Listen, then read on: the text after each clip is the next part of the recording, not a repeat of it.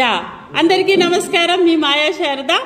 Okay, మనందరికీ చాలా కోరుకుంటుంది ఏంటంటే చనిపోయేంత వరకు యాంటీ ఏజింగ్ గా ఉండాలనేది, స్కిన్ బాగుండాలనేది చాలా కోరుకుంటుంది కదా. అండ్ మన పనులు మనం చేసుకోవాలి. ఒక 60 అయినా 70 అయినా కూడా మన పనులు మనం చేసుకోవాలి. 80 ఏళ్ళైనా 100 ఏళ్ళైనా కూడా అలా చేసుకోవాలంటే మన శరీరానికి అవసరమైన మంచి పౌష్టికాహారం ఇవ్వాలి. ఏంటి మన శరీరానికైనా మంచి పౌష్టికాహారము?